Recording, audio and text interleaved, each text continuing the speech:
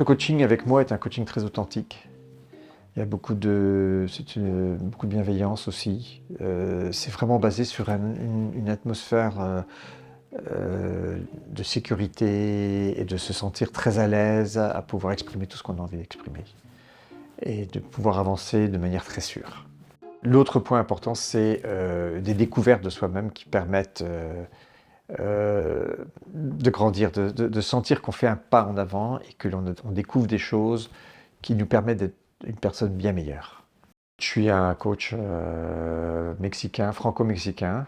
Je suis né au Mexique de parents français, donc principalement, une de mes caractéristiques, c'est d'être binational, biculturel, de travailler sur plusieurs cultures et plusieurs façons de voir. Et la culture, pour moi, c'est pas simplement travailler entre le Mexique ou la France, mais c'est aussi dans un même pays, dans une même entreprise, ben, il y a beaucoup de cultures qui s'entrechoquent, qui s'interposent. Donc ça, c'est une de mes caractéristiques. J'étais moi-même dans une transition de carrière. Et à ce moment-là, j'avais plusieurs options qui se présentaient à moi. Quelqu'un m'a parlé du coaching, je n'avais aucune idée de ce que c'était que le coaching. Et en rentrant dans cette formation de coaching, je me suis dit tout de suite, c'est ce que je veux faire. Parce que je me suis rendu compte que dans le fond, moi-même, j'avais besoin d'avoir un impact sur les gens.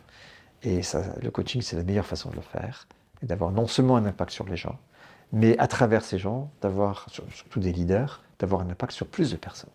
En fait, je suis un ingénieur mécanicien, j'ai travaillé dans la recherche, j'ai travaillé dans le développement de produits, j'ai travaillé dans la qualité, j'ai travaillé dans des grandes entreprises, dans des corporations qui m'ont permis de voyager en Angleterre, enfin de vivre en Angleterre, de vivre au Brésil, de vivre au Mexique. Et ensuite, j'ai travaillé dans une moyenne entreprise où j'étais directeur de production, CEO et opérationnel. Et j'étais responsable de plusieurs ateliers. Il y avait 700 personnes qui dépendaient de moi directement et indirectement. Et après, pour des raisons stratégiques, j'ai décidé de monter une boîte de consulting. Et c'est à ce moment-là que je me suis rendu compte qu'il y avait besoin d'un élément beaucoup plus humain également que le consulting. D'être beaucoup moins au niveau de l'opérationnel, de travailler sur les process, sur le lean management, sur des manières de travailler, mais de travailler sur les personnes.